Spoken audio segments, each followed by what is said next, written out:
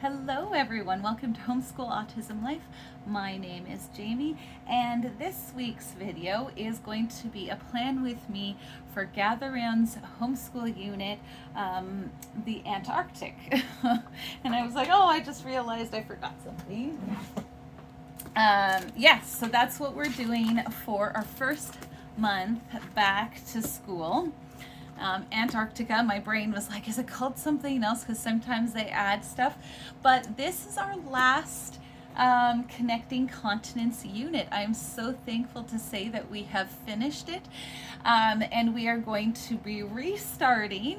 That's one of the benefits of buying the Gather Round homeschool unit, is that you can redo them. And so we're going to start off next year with Africa, and I'm going to put a video down sometime probably in the summertime, talking about how I am modifying it the second time around.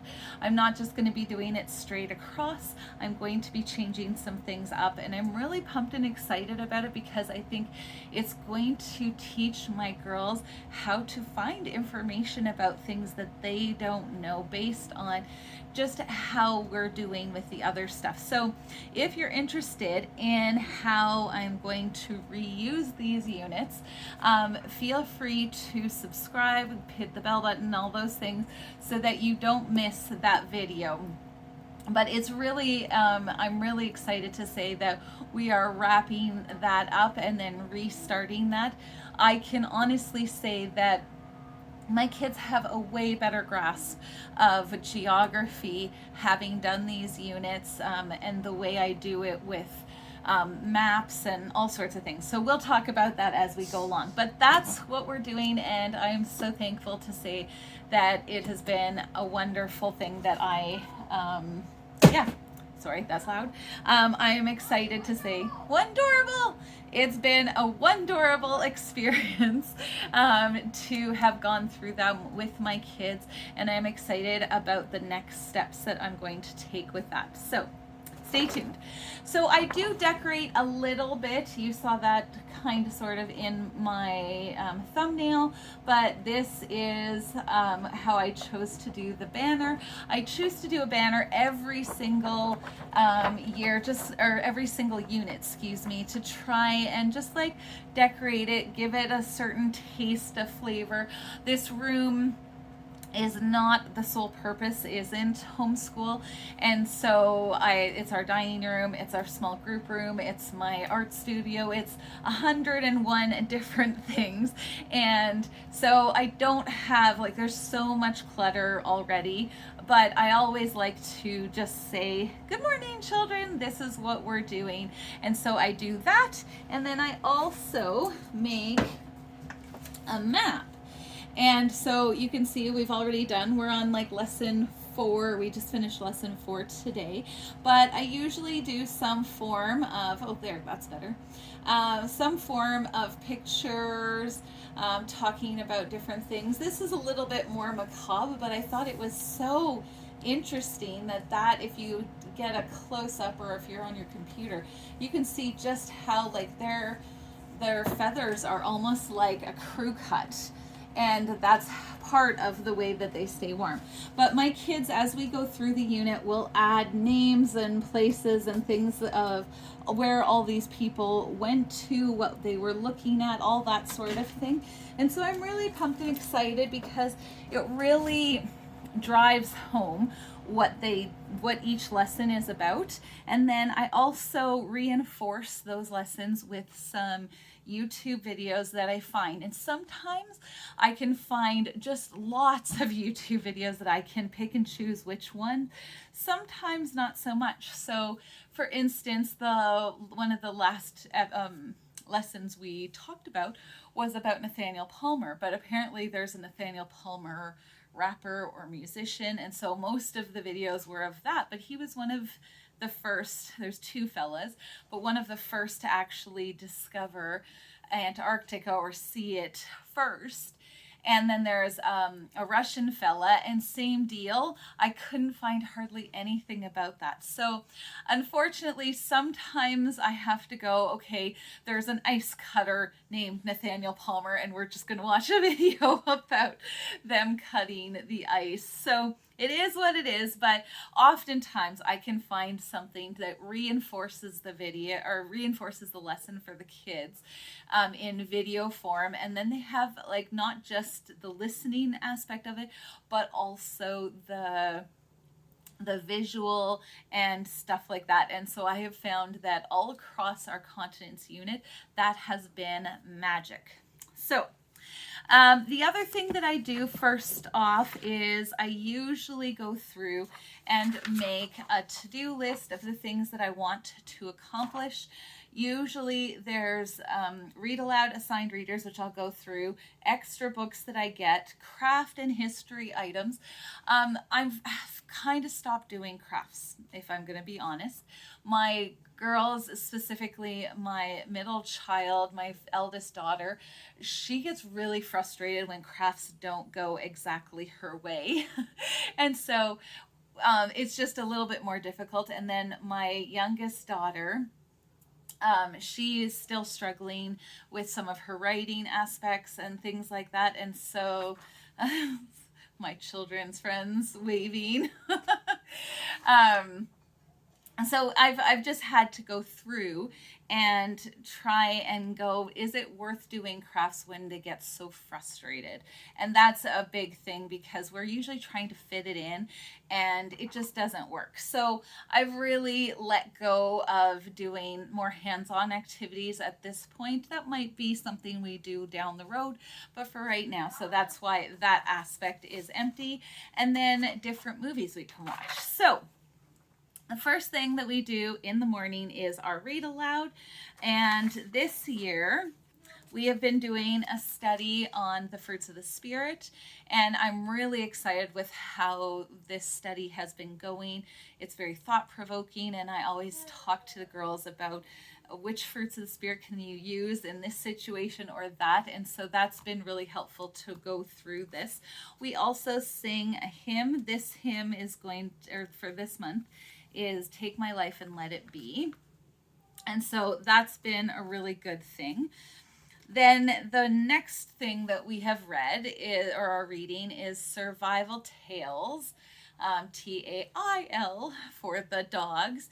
And I've been trying to do more kid-friendly ones just because sometimes with my elder daughter, she likes the more adult ones, but my youngest doesn't. And so she's talked about how read aloud is boring and stuff. We're still going to do it anyway, but I've been trying to pick ones that are more tailored to her, but other times I have to tailor it to my eldest. And so the next one we will read through the month of January is Lost Antarctica. This one is talking more about the effects of climate change and stuff, and so I really wanted to read this one. We probably won't read through all of it. We will read through all of this fella, but not so much with this one, and I'm okay with that. I just want to start having those conversations with my kids and saying, okay, is it really doomsday? You know, we need to have those discussions because there's a lot of fear in the world about the world coming to an end and how we're making that happen. And I really need, it's one of those things that we need to talk to our kids about so that they're not blindsided by it, or why didn't I learn about that in school? And so we're learning about it in school. As far as assigned readers, my youngest is reading Magic School Bus, Penguin Puzzle. There we go. She really likes these. It's not too overwhelming for her, even though she sometimes likes to suggest that it is. And then my, okay, just a minute. Just a minute. And then for my eldest daughter, she is reading this Antarctica's Lost Aviator. Wait until Mommy is all done videoing, okay? And then I'll be right there. He finished his puzzle, so he wants his treat. So, but this is the epic adventures to explore the last frontier on Earth. And so I kind of gave it a once over, made sure that there wasn't anything too alarming in it, and I'm happy to say that. Have her read that. The next ones are the movies, and I have Planet Earth, The Poles. I don't think they have a separate one on Antarctica. I have to double check that, but the girls know the difference between the poles because we did talk about the Arctic in North America. Because Canada is kind of a part of that.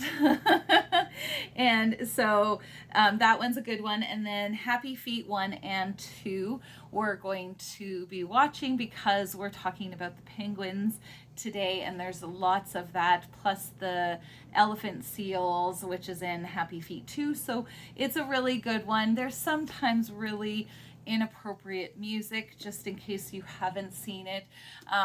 Thankfully, most of the time it just kind of goes over my children's heads, so if they ever ask questions, we will have a discussion about that. But this one is one of the ones that I just have on the wall. Or in our magazine rack. I have a bunch of books that they can look at any point in time. And so this one is The Impossible First, an explorer's race across Antarctica. And you'll find that a lot of these books seem to be for older age children, and that's really because when I buy these books, I want it to go for just not when we're just doing it, but also down the road. And so that's why I tend to get books that are a little bit more grown up, so that when they get into like the high school age, they still have that. So Last Man Off, a true story of disaster and survival on the Antarctic seas. So I did read this one all the way through because I was like, I just didn't want it to be something that was super gory or anything like that. There's a couple words, but yeah, in the situation that they found themselves in, I was like, yeah. I did read an excerpt of this to my girls when we were talking about just them trying to get to Antarctica was such a troublesome thing because of the weather and the wind and the waves and stuff. So that was a big thing that I wanted. So I just read a short little clip of it, and that seemed to be good enough for them to get a visual in their brain about what it was like. So Under the Ice, a marine biologist at work. This one is about her scuba diving ocean adventures in the Arctic and Antarctic. So again, not purely one pole or the other, but it's hard to find just the South Pole. So this is South, the race to the poles. This one has a lot about all of the explorers and some of them who had died and stuff. So again, keeping that for a longer term. This one I just kept because it's penguins and it's cute and it doesn't overwhelm Miss Sienna. It's only a level 2, but I will probably let this go as soon as we're done the unit. But again, it's just another thing to keep in our magazine rack. Where is Antarctica? The Who, Where series, Who, What series is a really good one for kids to be able to clearly understand and have the facts without overwhelming them. 100 Facts of Polar Lands. Again, it has both North and South poles, but again, I'm not too worried about that. And then I found this picture book, Antarctic, No Single Country, No Single Sea. And it just has like beautiful, beautiful pictures.